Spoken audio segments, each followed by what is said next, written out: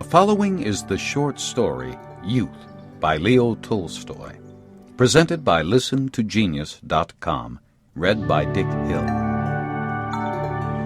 Despite the confusion of ideas raging in my head, I was at least young, innocent, and free that summer, consequently almost happy.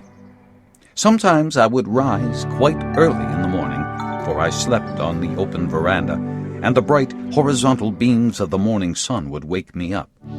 Dressing myself quickly, I would tuck a towel and a French novel under my arm and go off to bathe in the river in the shade of a birch tree which stood half a verst from the house. Next, I would stretch myself on the grass and read,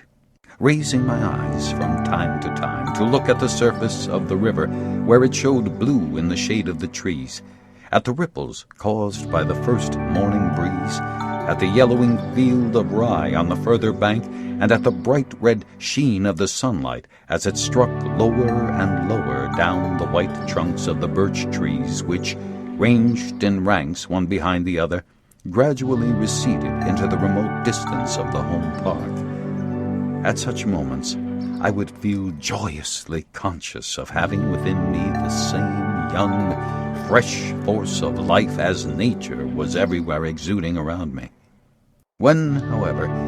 the sky was overcast with gray clouds of morning, and I felt chilly after bathing, I would often start to walk at random through the fields and woods, and joyously trail my wet boots in the fresh dew. All the while, my head would be filled with vivid dreams concerning the heroes of my last read novel, and I would keep picturing to myself some leader of an army, or some statesman, or marvelously strong man, or devoted lover, or another, and looking round me in a nervous expectation that I should suddenly descry her somewhere near me, in a meadow or behind a tree. Yet, whenever these rambles led me near peasants engaged at their work, all my ignoring of the existence of the common people did not prevent me from experiencing an involuntary, overpowering sensation of awkwardness, so that I always tried to avoid their seeing me.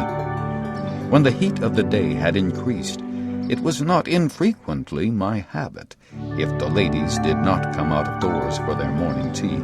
to go rambling through the orchard and kitchen garden, and to pluck ripe fruit there. Indeed, this was an occupation which furnished me with one of my greatest pleasures. Let anyone go into an orchard and dive into the midst of a tall, thick, sprouting raspberry bed. Above will be seen the clear, glowing sky, and all around the pale green, prickly stems of raspberry trees where they grow mingled together in a tangle of profusion. At one's feet springs the dark green nettle with its slender crown of flowers, while the broad-leaved burdock with its bright pink, prickly blossoms overtops the raspberries, and even one's head with its luxuriant masses, until with the nettle it almost meets the pendant pale green branches of the old apple trees, where apples, round and lustrous as bone, but as yet unripe, are mellowing in the heat of the sun. Below, again, are seen young raspberry shoots, twining themselves around the partially withered, leafless parent plant, and stretching their tendrils towards the sunlight with green, needle-shaped blades of grass, and young, dew-coated pods peering through last year's leaves and growing juicily green in the perennial shade, as though they care nothing for the bright sunshine which is playing on the leaves of the apple trees above them. In this density there is always moisture, always a smell of confined, perpetual shade, of cobwebs, fallen apples turning black where they roll on the moldy sod, raspberries and earwigs of the kind which impel one to reach hastily for more fruit when one has inadvertently swallowed a member of that insect tribe with the last berry. At every step, one's movements keep flushing the sparrows which always make their home in these depths, and one hears their fussy chirping and the beating of their tiny fluttering wings against the stalks, and catches the low buzzing of a bumblebee somewhere, and the sound of the gardener's footsteps. It is half daft, a king, on the path, as he hums his eternal sing-song to himself. Then one mutters under one's breath, "Now, neither he nor anyone else shall find me here." Yet still one goes on stripping juicy berries from their conical white pilasters and cramming them into one's mouth. At length,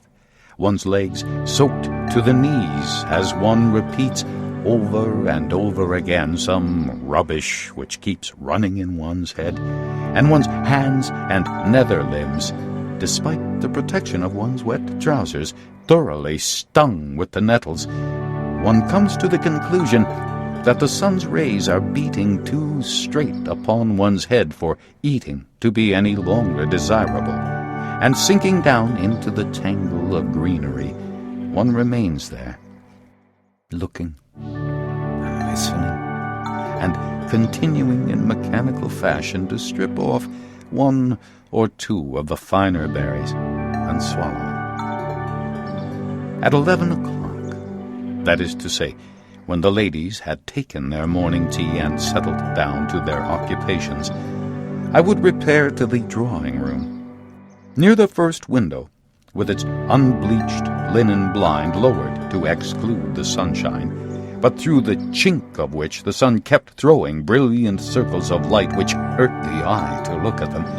there would be standing a screen, with flies quietly parading the whiteness of its covering. Behind it would be seated Mimi, shaking her head in an irritable manner, and constantly shifting from spot to spot to avoid the sunshine as at intervals it darted her from somewhere and laid a streak of flame upon her hand or face. Through the other 3 windows, the sun would be throwing 3 squares of light, crossed with the shadows of the window frames, and where one of these patches marked the unstained floor of the room, there would be lying, in accordance with invariable custom, Milka, with her ears pricked as she watched the flies promenading the lighted space. Seated on a settee, �㑃𝐿𝐾𝐿 would be knitting or reading aloud as from time to time she gave her white sleeves, looking almost transparent in the sunshine, an impatient shake, or tossed her head with a frown to drive away some fly which had settled upon her thick auburn hair and was now buzzing in its tangles. Labuchka would either be walking up and down the room, her hands clasped behind her, until the moment should arrive when a movement would be made towards the garden, or playing some piece of which every note had long been familiar to me. For my own part, I would sit down somewhere and listen to the music or the reading until such time as I myself should have an opportunity of performing on the piano. After luncheon, I would condescend to take the girls out riding, since to go for a mere walk at that hour seemed to me unsuitable to my years and position in the world. And these excursions of ours, in which I often took my companions through unaccustomed spots and dells, were very pleasant. Indeed, on some of these occasions I grew quite boyish, and the girls would praise my riding and daring and pretend that I was their protector. In the evening, if we had no guests with us, tea, served in the dim veranda, would be followed by a walk round the homestead with Papa, and then I would stretch myself on my usual settee and read and ponder as of old, as I listened to Katanka or Lubochka playing. At other times, if I was alone in the drawing-room and Lubochka was performing some old-time air, I would find myself laying my book down and gazing through the open doorway onto the balcony at the pendant, sinuous branches of the tall birch trees where they stood overshadowed by the coming night, and at the clear sky where, if one looked at it intently enough, misty, yellowish spots would appear suddenly and then disappear again. Next, as I listened to the sounds of the music wafted from the salon, and to the creaking of gates,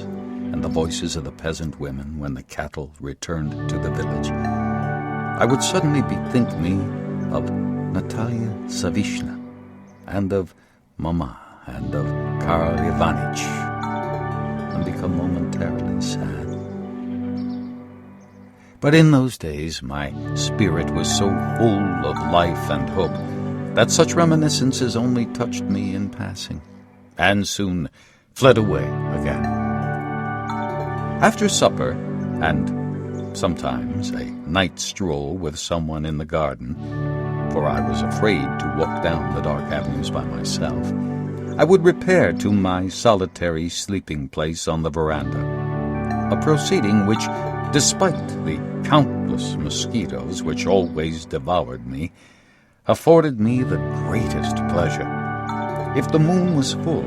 I frequently spent whole nights sitting up on my mattress, looking at the light and shade, listening to the sounds or stillness, dreaming of one matter and another, but more particularly of the poetic, voluptuous happiness which in those days I believed was to prove the acme of my felicity, and lamenting that until now it had only been given to me to imagine things. No sooner had everyone dispersed, and I had seen lights pass from the drawing-room to the upper chambers, whence female voices would presently be heard, and the noise of windows opening and shutting, then I would depart to the veranda, and walk up and down there as I listened attentively to the sounds from the slumbering mansion. To this day, whenever I feel any expectation, no matter how small and baseless, of realizing a fraction of some happiness of which I may be dreaming, I somehow invariably fail to picture to myself what the imagined happiness is going to be like. At the least sound of bare footsteps, or of a cough, or of a snore, or of the rattling of a window, or of the rustling of a dress, I would leap from my mattress and stand furtively gazing and listening, thrown without any visible cause into extreme agitation. But the lights would disappear from the upper rooms. The sounds of footsteps and talking give place to snores. The watchman begin his nightly tapping with his stick. The garden grew brighter and more mysterious as the streaks of light vanished from the windows. The last candle passed from the pantry to the hall, throwing a glimmer into the dewy garden as it did so. And the stooping figure of Foka, decked in a nightcap and carrying the candle, become visible to my eyes as he went to his bed. Often I would find a great and fearful pleasure in stealing over the grass in the black shadow of the house until I had reached the hall window, where I would stand listening with bated breath to the snoring of the boy, to Foka's gruntings in the belief that no one heard him, and to the sound of his senile voice as he drawled out the evening prayers. At length, even his candle would be extinguished, and the window slammed down, so that I would find myself utterly alone. Whereupon, glancing nervously from side to side, lest haply I should see the white woman standing near a flower bed or by my couch, I would run at full speed back to the veranda. Then, and only then, I would lie down with my face to the garden, and, covering myself over so far as possible from the mosquitoes and bats, fall to gazing in front of me as I listened to the sounds of the night and dreamed of and happiness. At such times, everything would take on, for me, a different meaning. The look of the old birch trees, with the one side of their curling branches showing bright against the moonlit sky, and the other darkening the bushes and carriage drive with their black shadows. The calm, rich glitter of the pond, ever swelling like a sound. The moonlit sparkle of the dewdrops on the flowers in front of the veranda. The graceful shadows of those flowers where they lay thrown upon the gray stonework. The cry of a quail on the far side of the pond. The voice of someone walking on the high road. The quiet, scarcely audible scrunching of two old birch trees against one another. The humming of a mosquito at my ear under the coverlet. The fall of an apple as it caught against a branch and rustled among the dry leaves. The leapings of frogs as they approached almost to the veranda steps and sat with the moon shining mysteriously on their green backs. All these things took on for me a strange significance, a significance of exceeding beauty and of infinite love. Before me would rise she, with long black tresses and a high bust, but always mournful in her fairness, with bare hands and voluptuous arms. She loved me, and for one moment of her love I would sacrifice my whole life. But the moon would go on rising higher and higher and shining brighter and brighter in the heavens. The rich sparkle of the pond would swell like a sound and become ever more and more brilliant, while the shadows would grow blacker and blacker, and the sheen of the moon more and more transparent, until, as I looked at and listened to all this, something would say to me that she, with the bare hands and voluptuous arms, did not represent all happiness. That love for her did not represent all good, so that the more I gazed at the full, high-riding moon, the higher would true beauty and goodness appear to me to lie, and the purer and purer they would seem, the nearer and nearer to him who is the source of all beauty and all goodness. And tears of a sort of unsatisfied, yet tumultuous joy would fill my eyes. Always, too, I was alone. Yet always, too, it seemed to me that,